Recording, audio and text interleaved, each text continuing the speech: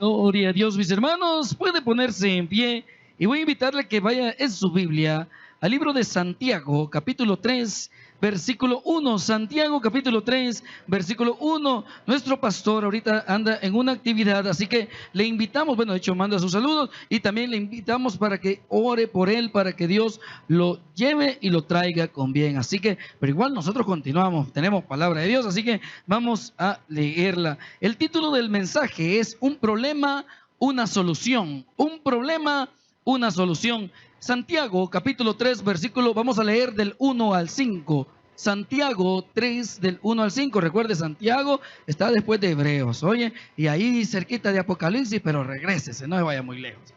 Entonces, ¿ya lo tenemos? Gloria a Dios. Vamos a leer la palabra de Dios. Santiago capítulo 3 versículo del 1 al 5. Dice la palabra de Dios: Hermanos míos, no os hagáis maestros muchos de vosotros, sabiendo que recibiremos mayor condenación, porque todos ofendemos muchas veces. Si alguno no ofende en palabra, es de varón perfecto, capaz de refrenar todo el cuerpo. He aquí nosotros ponemos freno en la boca de los caballos para que nos obedezcan, y dirigimos así todo su cuerpo. Mirad también las naves, aún tan grandes y llevadas de impetuosos vientos, son gobernadas con un pequeño timón, por donde el que las gobierna quiere. Así también la lengua es un miembro pequeño, pero se jacta de grandes cosas. He aquí cuán grande voz que enciende un pequeño fuego. Oramos. Buen Dios y Padre Celestial, Señor Jesús, te damos gracias porque nos permites poder compartir tu palabra. Señor, usted sabe la responsabilidad que siempre tenemos al pararnos y poder predicar tu palabra. Te ruego, Dios, que sea usted respaldándonos en cada área. Te ruego, Padre, que nos ayude en esta noche a aprender, Dios, que debemos buscar fervientemente esa sabiduría que solo viene de lo alto, Dios, para actuar como verdaderos hijos tuyos. Gracias, mi Dios, en el nombre de Cristo Jesús. Amén y amén. Puede sentarse. Un problema, una solución. Esta carta de Santiago, créame que en mi caso personal, es una de mis cartas más favoritas que yo tengo, por la razón de que Santiago es conocido como uno de los primeros líderes de la iglesia. De hecho, es conocido como uno de los pilares del cristianismo, especialmente de la iglesia en aquel entonces. Él es conocido de esta manera, es alguien muy especial, fue alguien que es conocido como el medio hermano de Jesús en la carne. Usted sabe eso. María tuvo más hijos, no vamos a entrar más en detalles para no entrar en pleitos. Pero bueno, así que es el medio hermano junto con Judas, que también que aparece, no Judas el que lo traicionó, sino el Judas el de la carta, claro. Así que es alguien muy especial. Él de hecho tuvo muchas enseñanzas directas de Jesús. Él vivió con Jesús, él vio a Jesús. Y quieras o no, fíjense que se maneja que él como que al principio no mucho creía en él, pero después él creyó también en él. Entonces, y de hecho esta carta fue de las primeras que se escribió. Se cree que se escribió entre el año 40 y 60 después de Cristo. Entonces fue de las primeras cartas escritas, algo muy, muy especial. Y quiero resaltar algo, porque quiero entrar en el tema especial. Esta carta tenía 3 propósitos muy importantes. Uno de ellos era animar a la iglesia. De hecho, si usted se fija, en el primer capítulo habla de soportar las pruebas, de gozarnos en la prueba. ¿Por qué razón? Porque la iglesia en ese entonces estaba siendo muy perseguida. Era una iglesia joven. Tenía tal vez hace unos cuantos años Jesús se había ido, pero el Espíritu Santo había descendido. De hecho, si usted lo toma en cuenta, si escribió ahí por el año 40, digamos que tenía unos 7 y un poquito más de años que Jesús no estaba. Entonces, quieras o no, era una iglesia muy perseguida. Muchos estaban negando la fe a causa de la persecución. Entonces, Santiago escribe esta carta con el propósito de animar a la iglesia y de igual manera que se gozaran en medio de las pruebas. También tenía un propósito que era corregir excesos.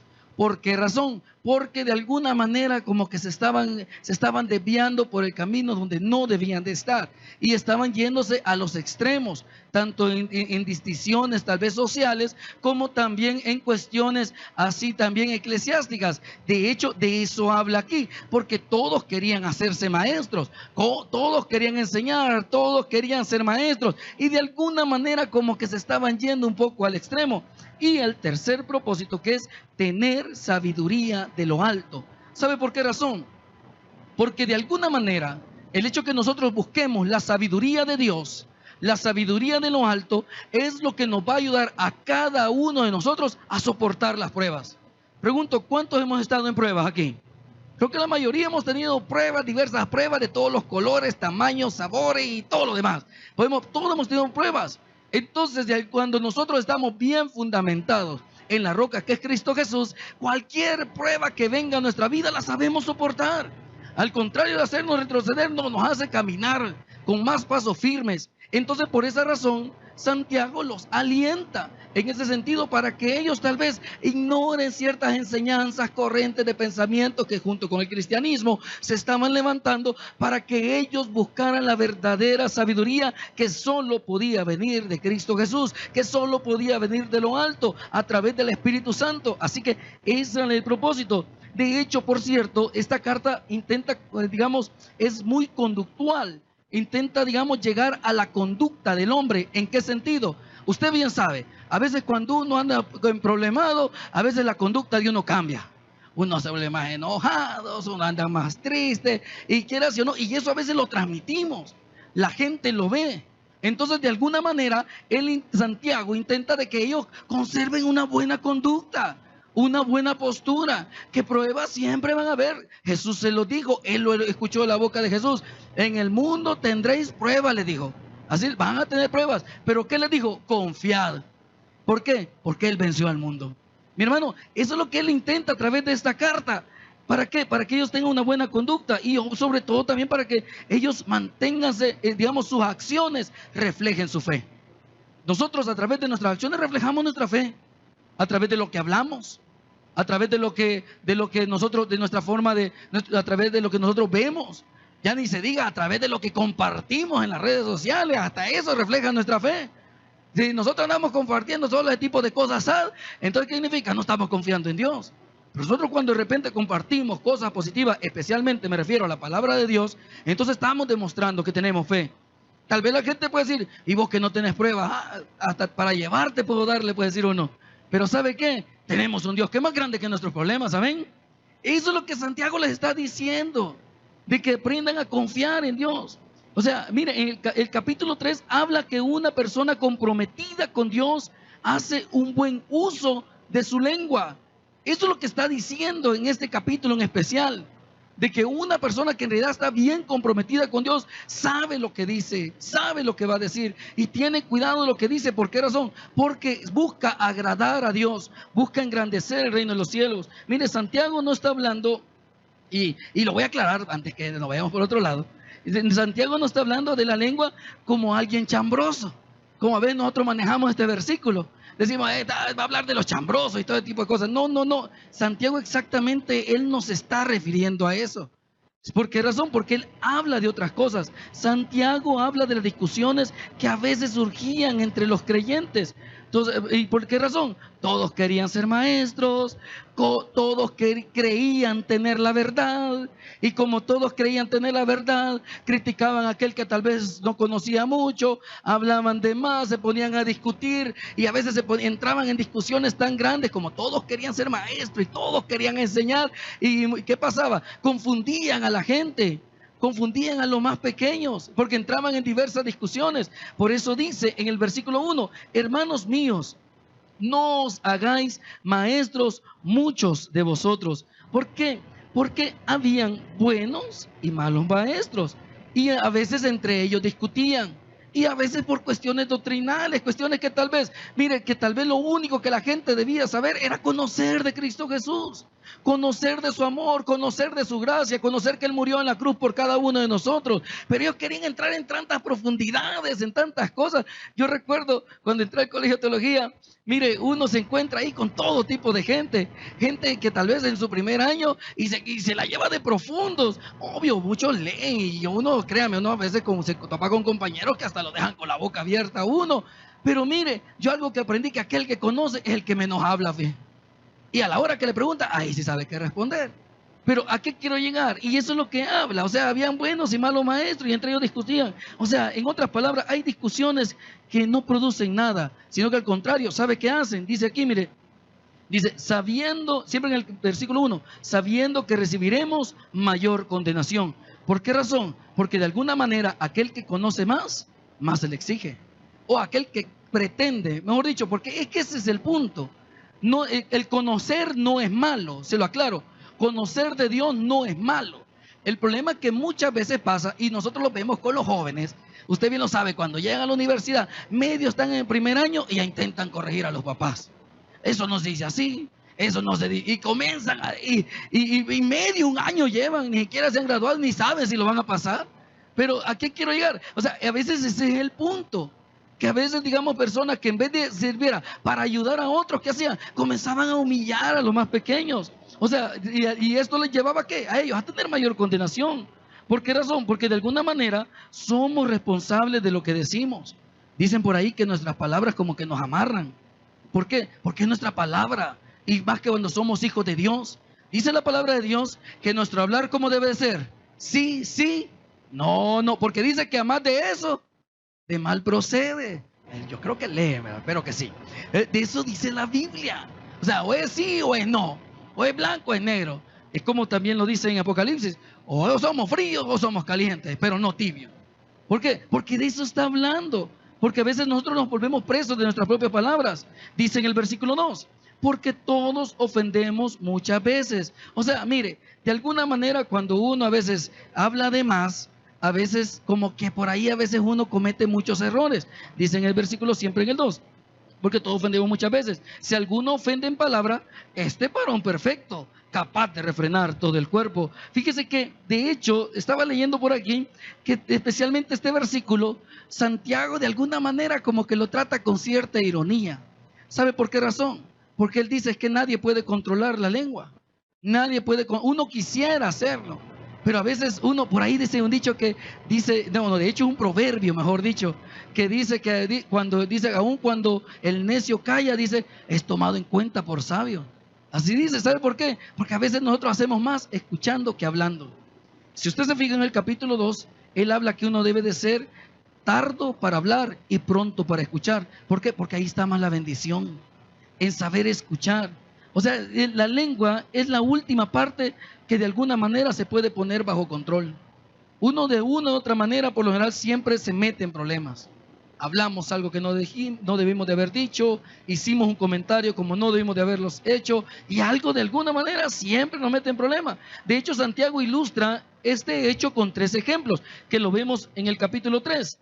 He aquí que nosotros ponemos freno a la boca de un caballo para que nos obedezca y dirigimos así todo el cuerpo. O sea, usted bien sabe, creo que la mayoría conoce esto, a los caballos para que los dirijan, les ponen algo aquí en la boca que lo llevan hasta lo más profundo para que de alguna manera ellos lo dirigen, lo llevan para la derecha, lo jalan para la derecha, lo llevan para la izquierda y así entrenan al caballo y de alguna manera así lo logran frenar, lo logran dirigir. Y usted sabe, es un gran animal que para nosotros es más grande que muchos de nosotros, pero con algo tan pequeño, dice, con algo tan pequeño lo logramos dominar. Dice también en el versículo 4, un barco, mirad también las naves, aunque tan grandes y llevadas de impetuosos vientos, son gobernadas con un pequeño timón, por donde el que la gobierna quiere.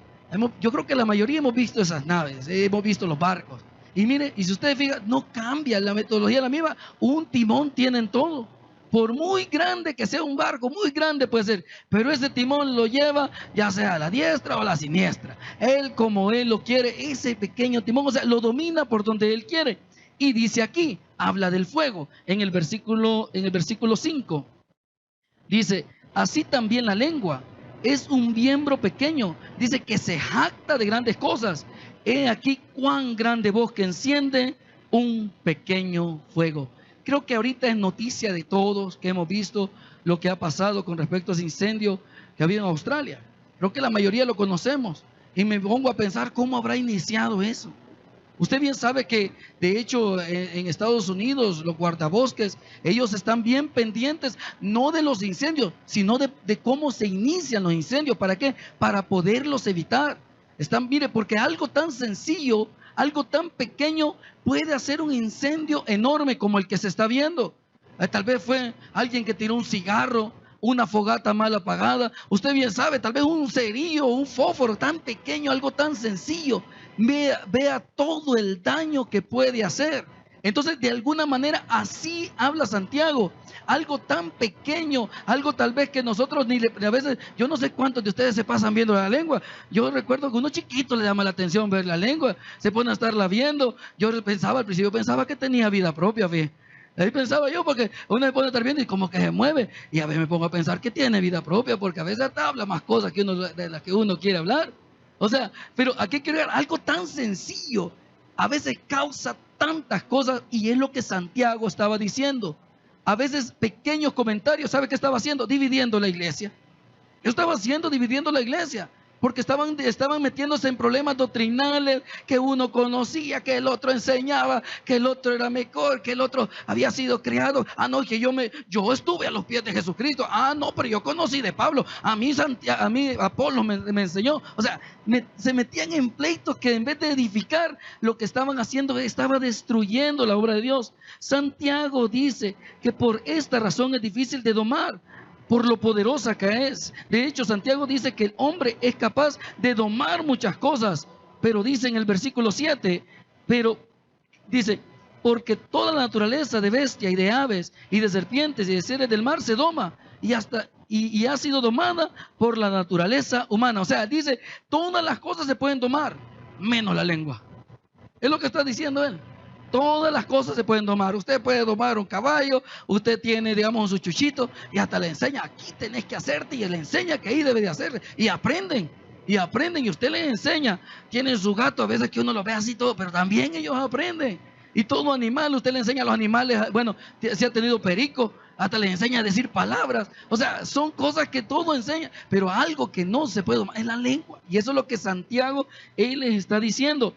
A veces decimos cosas que a veces nos arrepentimos, a veces quisiéramos hasta volver el tiempo, volver a meter aquellas palabras que dijimos, aquella cosa que dijimos que causó algún daño, cuando ofendimos tal vez a un ser querido, solo porque tal vez no se congrega donde yo voy, solo porque tal vez, digamos, no es cristiano, o solo porque, no sé, no fue a la iglesia el día de ahora y se quedó en la casa. O sea, y a veces nosotros venimos y ofendemos y dañamos, y eso es lo que él dice. Y a veces nosotros venimos y nos arrepentimos, y quisiéramos volver el tiempo y retroceder el tiempo y decir cómo evitarnos haber dicho esa palabra que dañó a la pareja, que dañó al esposo, que dañó a los hijos, o de hijos que dañamos a los padres. Por cierto, no se puede, ya no se puede. Y eso es lo que Santiago dice. O sea, el daño ya está hecho. De hecho, quiero comentarle, esto no es algo nuevo que tal vez estaba pasando aquí en el Nuevo Testamento. Si usted se fija, no vaya a perder este pasaje. Quiero llevarlo a Salmo 141.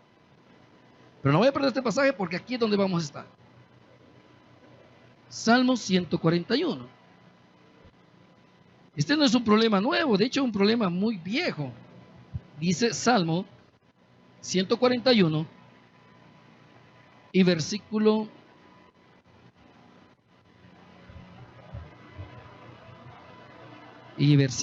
3.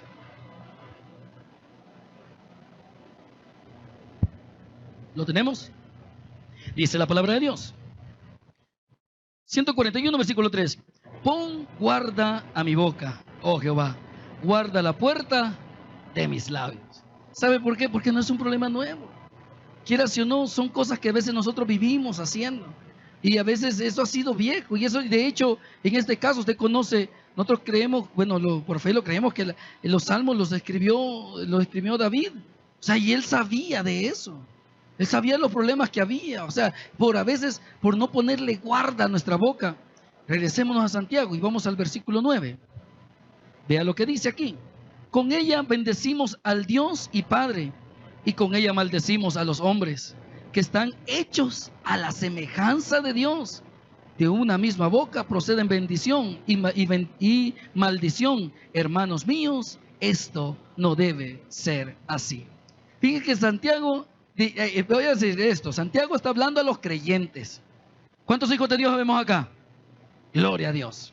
Pues entonces también es para nosotros, y me incluyo yo, porque primero me cayó a mí. Así que fíjense que Santiago está hablando a los creyentes.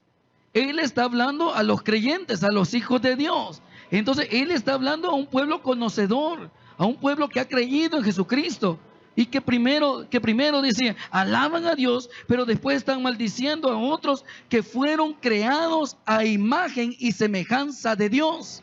Fíjese que había en la cultura antigua, en los días del autor, había, digamos, en los días de los reyes y los emperadores, esto fíjese que hacían estatuas. Creo que nosotros hemos escuchado de eso. Hacían estatuas con su rostro y las ponían en ciertos lugares, digamos, para demostrar que ellos gobernaban ahí, y ya sabe, la vanidad y todas las demás cosas que ellos tenían, se creían casi como dioses.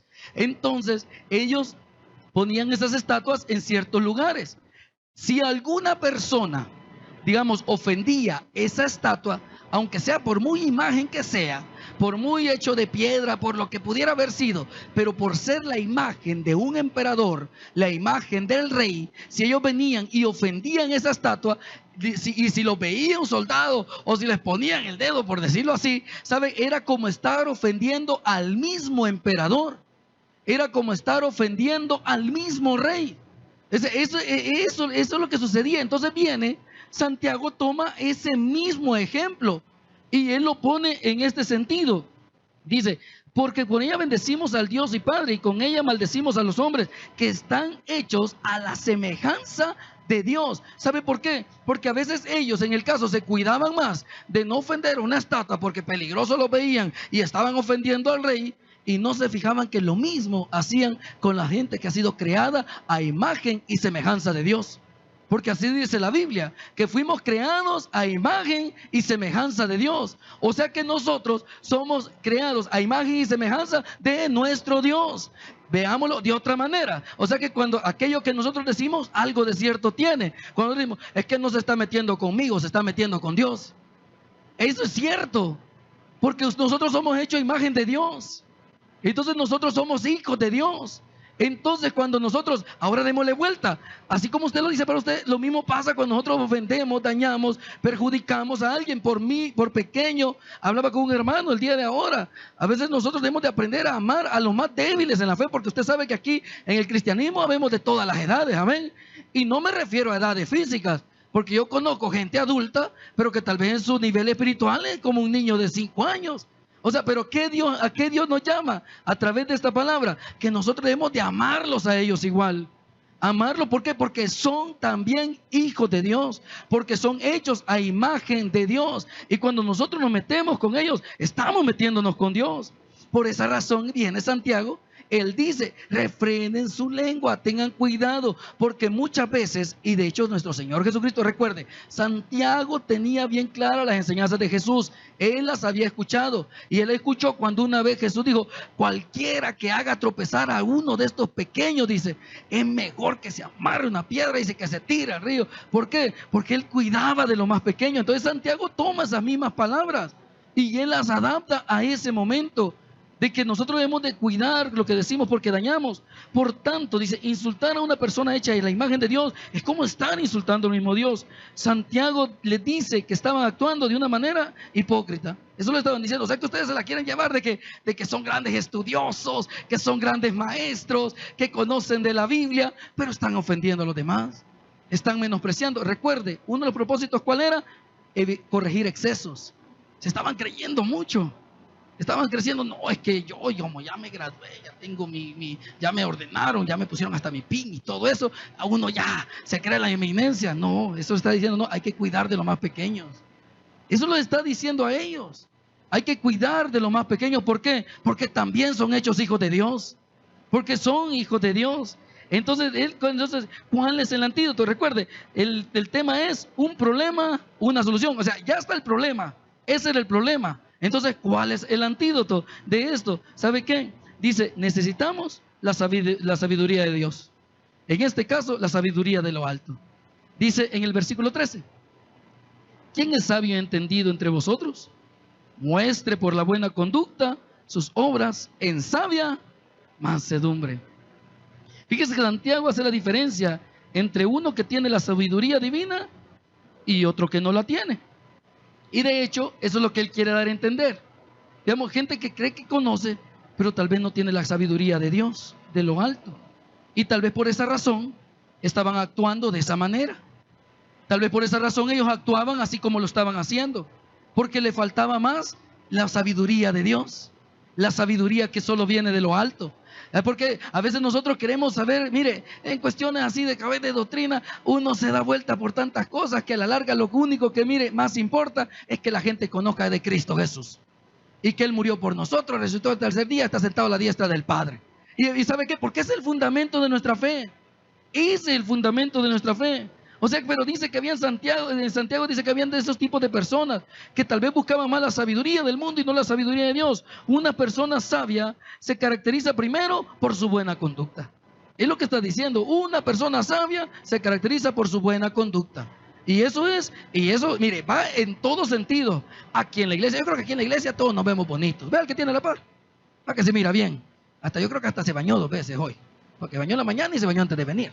Creo yo, va casi todos nos vemos bien, va como angelitos chulos. Ya creo que si ahorita viene el Señor, nos vamos todos, ¿ven?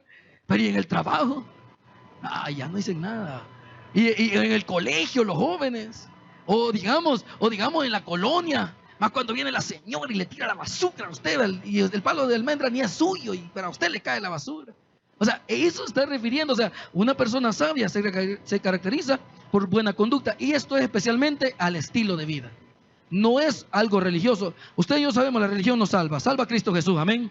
Entonces, nosotros no es una emoción, es convicción. O sea, es un estilo de vida. Es un estilo de vida en Cristo Jesús. Eso es lo que está diciendo. Una persona sabia se caracteriza, número 2, por su sabia mansedumbre. ¿Por qué? Porque no hay arrogancia en él.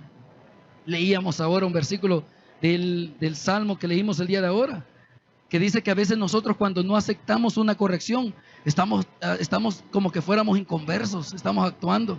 Nosotros debemos de aceptar la corrección y eso es lo que hace una persona que se deja guiar por Jesús, acepta, digamos, es sabio, es manso, o sea, no hay arrogancia en él. Puede hacer que tal persona más sencilla puede ser, pero viene y le da un consejo, lo toma. Pues ¿sabe por qué? Porque alguien que, digamos, se deja dominar por Dios, que se deja guiar por el Espíritu Santo, sabe que no es la persona la que se lo está diciendo, sino es Dios a través de esa persona.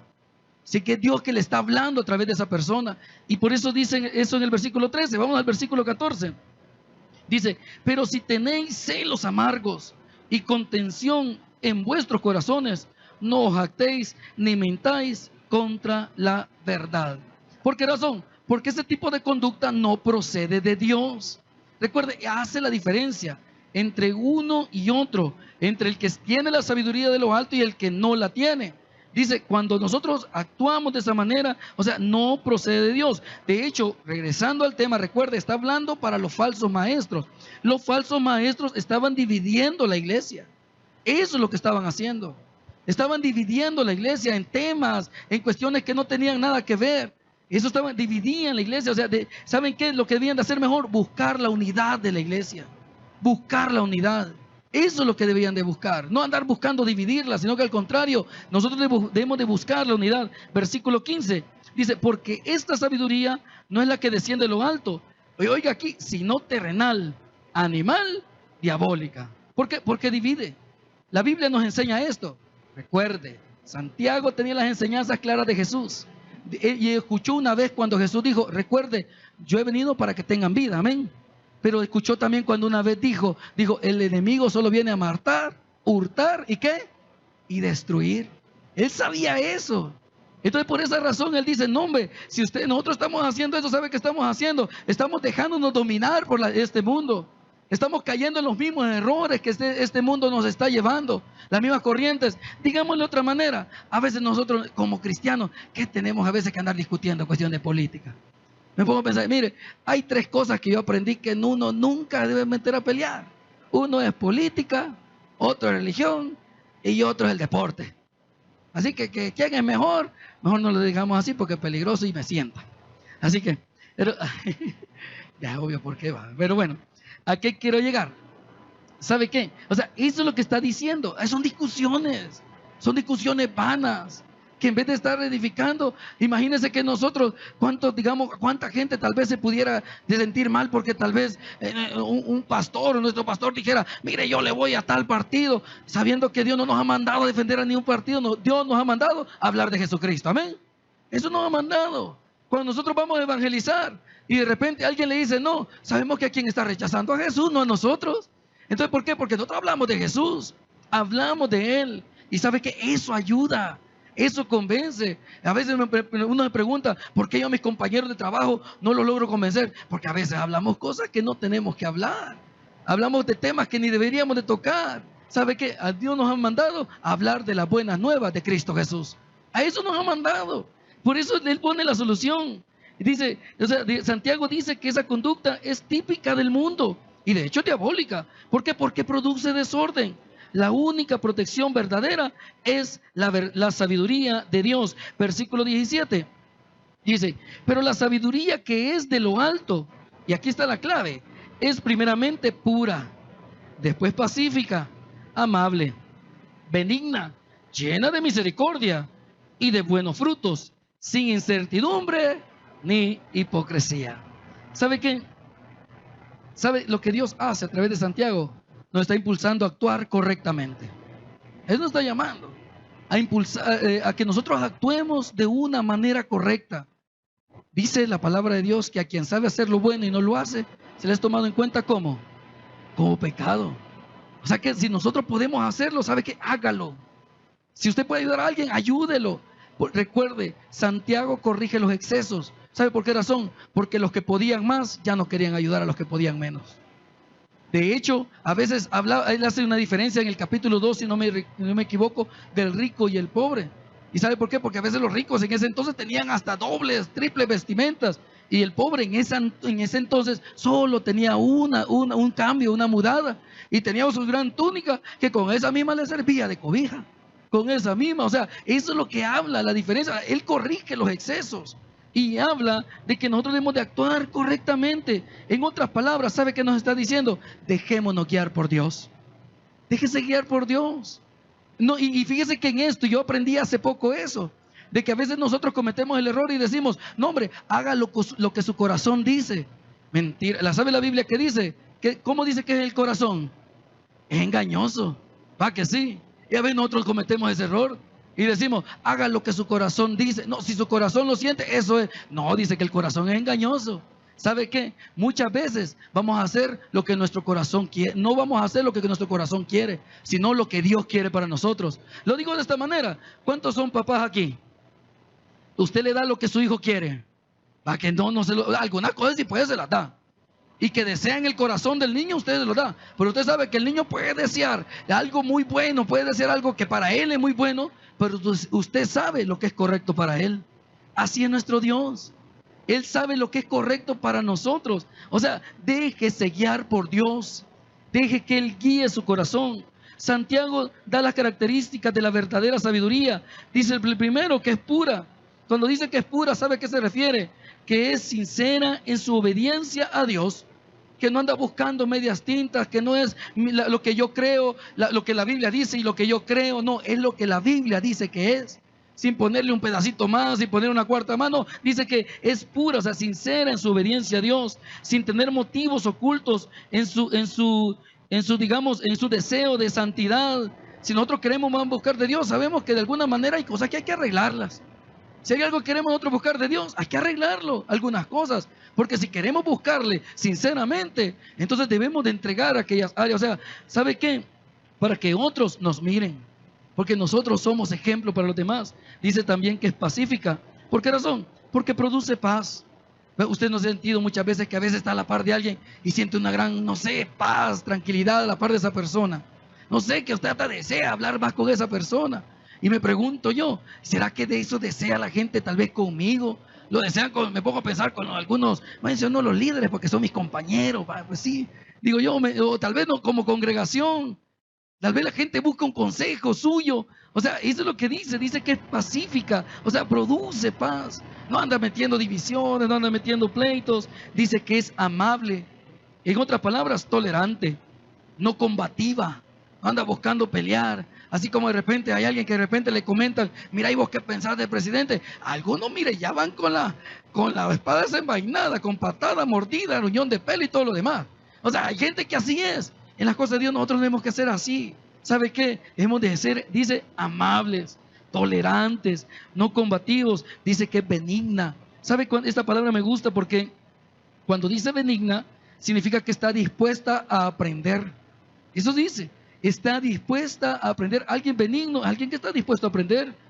Y escribí aquí, se somete al liderazgo. O sea, ¿por qué? Porque estamos dispuestos a aprender. No, no es como yo quiero, es que yo lo haría, es que no, nos sometemos al liderazgo. Fíjese que una de las cosas que a mí me encantó y que a mí me dejó bien clara la situación cuando estaba estudiando teología, es de que dice, recuerde, en cada iglesia hay un pastor, amén. Y en cada pastor Dios ha puesto una visión, amén. Entonces, ¿nosotros qué hacemos? Nos metemos en la visión del pastor, en la visión de él. Todo esto que nosotros vemos aquí es la visión que Dios puso en él, en nuestro pastor. Es la visión. Entonces nosotros, como todos servidores que somos, nos metemos en la visión de él. Muchas veces tal vez hay algo que no puede hacer que no estemos de acuerdo, pero a la larga nosotros sabemos que Dios lo respalda a él. Y vea por cuánto vamos ya. Ya vamos a cumplir otro año más. Ya poco a poco estamos comprando otro terreno y de broma en broma vamos a ir creciendo más. ¿Sabe qué? ¿Sabe qué nos da a entender eso? Que estamos en la visión correcta. Y en nuestro caso, ¿cuál es la visión? Cristo Jesús. Porque los ojos, ¿dónde están puestos? En nuestro lema que tenemos, ¿verdad? Puestos los ojos en Jesús. Él es la visión perfecta. Entonces nosotros queremos hacer, estemos dispuestos a aprender, estemos dispuestos a someternos. Vea esta parte que dice, llena de misericordia. Recuerda, estamos en el versículo 17. Llena de misericordia y buenos frutos. ¿Sabe qué es eso?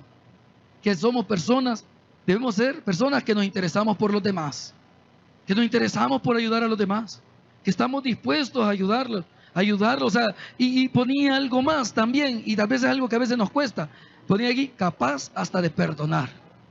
Capaz de perdonar, porque si no yo me intereso por los demás, yo les quiero ayudar, pero también a la vez debemos ser capaces de perdonar. ¿Sabe qué? Algo que he aprendido, creo yo que como cristianos así debería ser, que para nosotros como cristianos, el perdonar debería ser lo más fácil que deberíamos de tener.